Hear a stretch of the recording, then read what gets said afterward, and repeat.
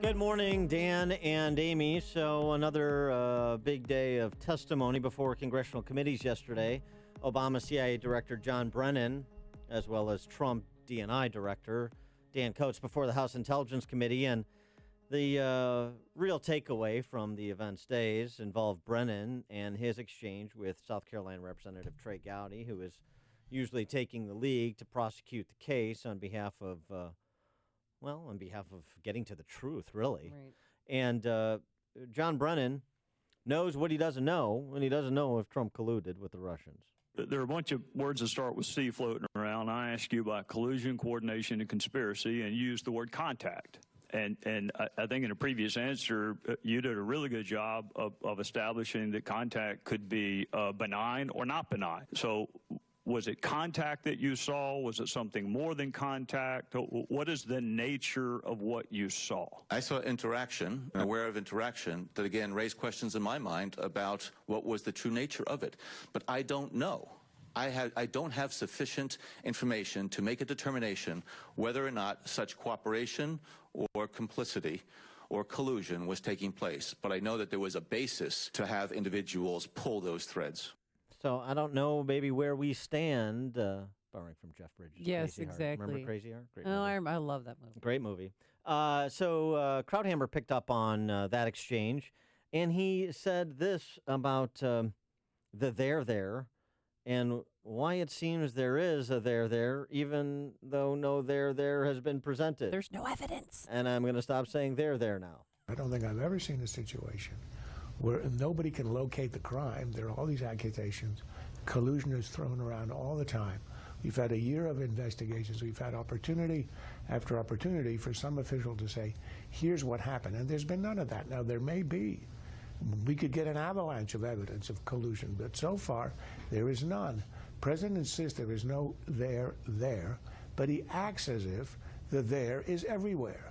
And that, I think, is the origin of what's happened here. But of course, the left-wing media took away the headline.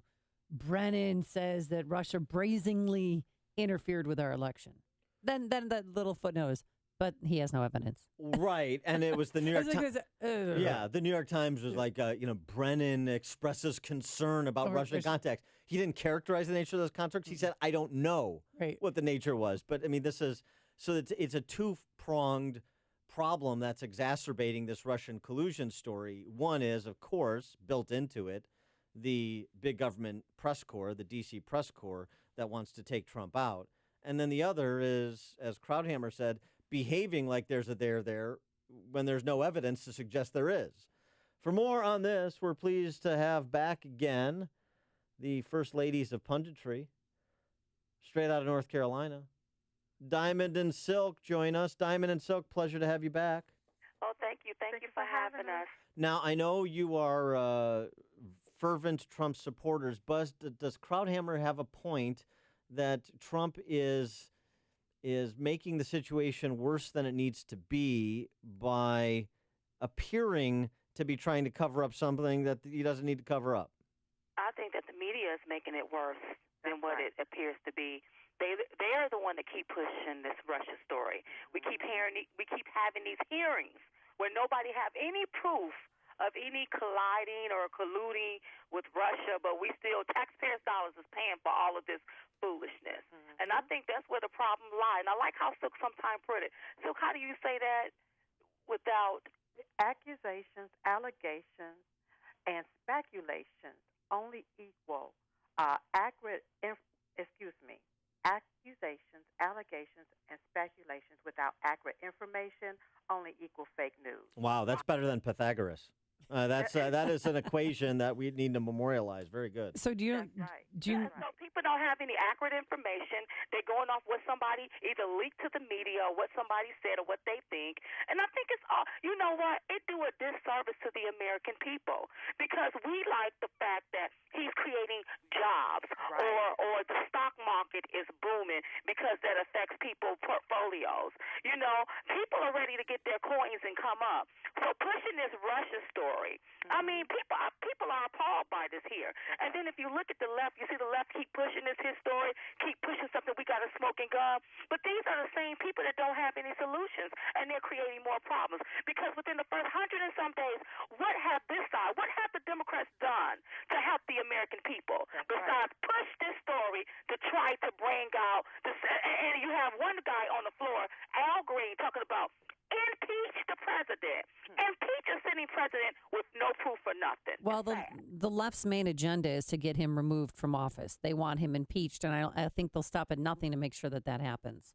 But see, they don't understand that's how they're going to lose again. Right. People are appalled because they can't accept their defeat and look their wounds and move on. It's time for us to move on. We have so many great things that we want to do, and when we see our president overseas trying to bring about peace and unity, you know, it really makes us look good. But when overseas look over here and see all of this chaos, there's no stability.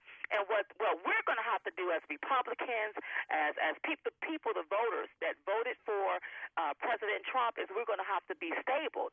We're going to have to show that we do have stability, and we're going to have to move the agenda forward so that the wall can be built and so that other good things can happen, not just for us, but for everybody. Even the ones that's complaining. All right, Diamond and Silk, let me ask you about the budget that Trump proposed, which has been described by Hillary Clinton as an unimaginable level of cruelty because he reduces over time the non-defense spending in the federal budget by 2% annually. Okay, but listen to this here. Now, everybody want to get upset about the fact that, oh, my God, it's going to hurt the poor and the vulnerable. Programs are still going to be there for the poor and the vulnerable. But you got to understand that Obama, didn't he expand Medicaid? Didn't he expand that? Another thing is what I believe that the president is trying to do is get some of these people off of some of these services and able to be dependent upon themselves. That's right. That's what I think that he's trying to do. So I don't think everybody needs to just go rogue, start acting, oh, my God, he's going to hurt this person, he's going to hurt that person. He's doing what's best for all. And if we don't do something, we're going to go in a hole. We're going to continue to rob Peter to pay Paul. So now you have a real CEO up there to say, hold on, wait a minute. We're going to have to cut in some places to make sure that we get this deficit paid out. We cannot continue with the high deficit or we're going to be in a hole always. Right. And he wants to make you independent, not dependent. That's right. All right. Something else that happened this morning that was quite historical was President Trump meeting the Pope for the first time. And I don't know if you ladies heard, but he asked First Lady Melania, he said, what are you giving him? Are you feeding him pizza? Do you think that that's a little fat shaming there? Yeah. A little jab at your president? A little fun at the hands of the pontiff. No, look, I'm not going to get into that. No. You know what? My president we were so proud of him. Because he's going over, he's making these stops. He met with the Pope, and we're just proud of everything that he's doing over there. So I'm not going to get into I'm not going to make a controversy out of that. All right. Now let me ask you this. I'm sorry, Silk. You had something? There's nothing wrong with eating pizza. No, there is absolutely nothing wrong with eating pizza. That is correct. Yes. That is absolutely correct. That's something that's universal, that transcends partisan divides. So, ladies, there's been a lot of reports about a potential shakeup coming early next month after President Trump gets back from his travels overseas. A shakeup, particularly in the comm staff in the White House, maybe some reassignment of roles for Sean Spicer. And I just wonder if Diamond and Silk have been approached to consider being the tandem at the dais dealing with the Washington press corps on a daily basis, being the 2-for-1 press secretary to one President Trump. No. But what I can tell you is this. If the president get back and he have to do some shake-up, then clean house. Because let me tell you something, the buck stops with certain people. Certain people should know things. You know, the president have a chief of staff for a reason. And certain people are put in places for a reason. And if it looks like that the job is not being done, they can't do the job, but the job is overwhelming, then some people do need to be replaced. That's right. Repeal and replace. That's right. Well, Repeal and replace the staff. Well, do you ladies like the work of Sean Spicer so far? Listen, I love everybody up there, but I'm just going to tell you this here. Some people, I don't think is serving our president the best that they can. Listen, Okay, let's bag it up. Bag it up. We can talk about communications, but the buck stops with the chief of staff. The chief of staff is supposed to make sure each department is put in place with people that pushes the president's agenda. That's right. Now, I'm not blaming it on one or the other, but I do hope that when the president gets back, he clean house. That's right. Period. Put the right people around him and go get those people that was out there on the campaign trail with him that had his back. Mm-hmm. That's who I want to see up there because those are the people that's going to be the most loyal to him.